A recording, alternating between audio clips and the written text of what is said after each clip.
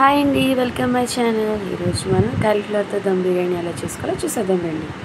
ముందుగా క్యాలీఫ్లవర్లో పెరుగు, బిర్యానీ మసాలా, ధనియాల పౌడర్, కొంచెం పెప్పర్ పౌడర్, నిమ్మరసం, కారం అన్నీ కలిపి 6 hours మ్యారినేట్ చేసుకున్నాను. ఇది ఇప్పుడు ప్రాసెస్లోకి వెళ్ళిపోతామండి. ముందుగా స్టవ్ ఆన్ చేసుకొని దాని మీద నేను 1.5 గ్లాస్ రైస్ తీసుకున్నానండి. అందులో బిర్యానీ హోల్ గరం మసాలా వేసుకొని రైస్ ఉడికించుకుంటున్నానండి.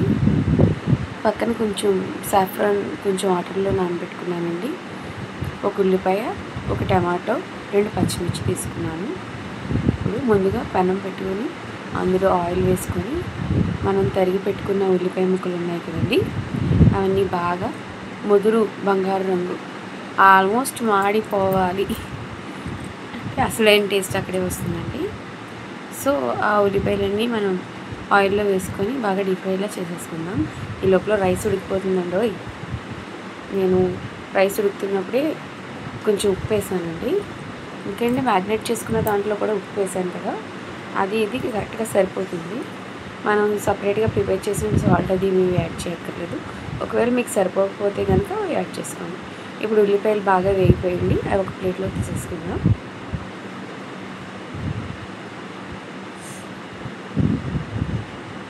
ఉల్లిపాయలు తీసేసాక అదే నూనెలో మనం కట్ చేసి పెట్టుకున్న టమాటా ముక్కలు అండ్ 2 చిల్లీస్ ఉన్నాయి కదండి, వేసి బాగా ఫ్రై చేసుకుందాం. ఇవి బాగా కొంచెం సాఫ్ట్ అయ్యాయండి. ఇప్పుడు ఒక హాఫ్ ఉల్లిపాయ ముక్క వేస్తున్నానండి. రైస్ ఉడుకుతుందండి పక్కన స్టవ్ మీద. రైస్ 75% కుక్ అవ్వాలి, ఇంకాస్త ఉడకాలండి. ఈ లోపల ఇవి బాగా మెత్తగా మగ్గబెట్టుకోవాలి. రైస్ ఉడికినట్టుందండి, చూద్దాం రండి. ఇలా ఉడికితే సరిపోతుంది. ఇప్పుడు ఈ రైస్ మనం వార్చేద్దాం. ఈ ముక్కలు కూడా బాగా వేగిపోయాయి కదండి.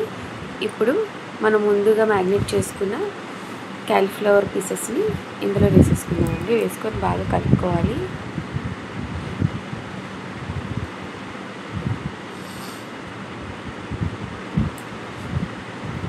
నేను పెద్దగా ముక్కలు తీసుకున్నానండి, చూడడానికి జాయింట్స్లా ఉండాలండి. లిడ్ పెట్టేసాను. కాసేపు మగ్గిన తర్వాత మూత తీసి మళ్ళీ కలుపుకుంటున్నానండి. మా పిల్లలతోని జాయింట్ దమ్ బిర్యానీ అని చెప్పాను.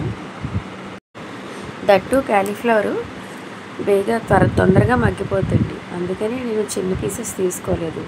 ఇలా అయితే ముక్క ఆనుతుంది కదా. ఇలా బాగా మూత తీస్తూ కళ్ళు పెట్టుకుంటూ చూసుకుంటూ ఉండాలండి, అడుగు పట్టకుండా బాగా కలుపుకోవాలి.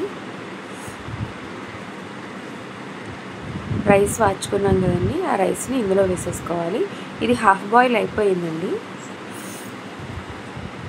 హాఫ్ బాయిల్ అన్నది క్యాలీఫ్లవర్ కోసం చెప్తాను. రైస్ 75% ఉడికిందండి. నేను ఎక్స్ట్రాగా ఇందులో హోల్ గరం మసాలా కానీ, అల్లం వెల్లుల్లి పేస్ట్ కానీ, మసాలా దినుసులు ఏమీ వేయలేదండి. అన్నీ కూడా నేను మ్యారినేట్ చేసుకున్నప్పుడు వేసాను, రైస్ ఉడుకుతున్నప్పుడు వేసుకున్నాను. ఇప్పుడు మనం ముందుగా ఫ్రై చేసి పెట్టుకున్న ఆనియన్స్ ఉన్నాయి కదండి, ఫ్రైడ్ ఆనియన్స్, అవి వేసుకోవాలి. తర్వాత నా దగ్గర బిర్యానీ కానీ తెచ్చుకున్నప్పుడు మింట్ ఉంటుంది కదండి, అది నేను డ్రై చేసి పెట్టుకుంటాను. అది ఫ్రిడ్జ్లోనే డ్రై చేసి పెట్టుకుంటాను. అది వేసేసాక ముందుగా నానబెట్టుకున్న సాఫ్రాన్ వాటర్ ఉంది కదండి, అది కూడా వేసేసుకుందాం. ఇది ఫ్రిడ్జ్లో స్టోర్ చేసుకొని డ్రై చేసుకోవడం వల్ల ఎటువంటి ఫ్లేవర్ మిస్ అవుతుంది. అంటే మరీ అంత ఫ్రెష్ ఫ్లేవర్ ఉండదు, కానీ మింట్ ఫ్లేవర్ అయితే ఉంటుంది. తర్వాత ఒక హాఫ్ స్పూన్ నెయ్యి వేసుకున్నానండి. ఫైనల్గా వేసుకొని పైన అంతా స్ప్రెడ్ అయ్యేటట్టు కలుపుకొని లిడ్ పెట్టేసుకోండి, మూత పెట్టేసుకొని ఒక 10 to 15 minutes అలా వదిలేసాను. తర్వాత మూత తీసి కలిపి చూడండి. భలే పొడి పొడిగా బాగా వచ్చిందండి. చూడడానికి అయితే బాగుంది. టేస్ట్ చూసి మళ్ళీ మీకు చెప్తాను ఎలా ఉందనేది. ఇప్పుడు ఇదంతా ఈ మసాలా అంతా రైస్కి పట్టేటట్టు బాగా కలిపేసుకుందాం.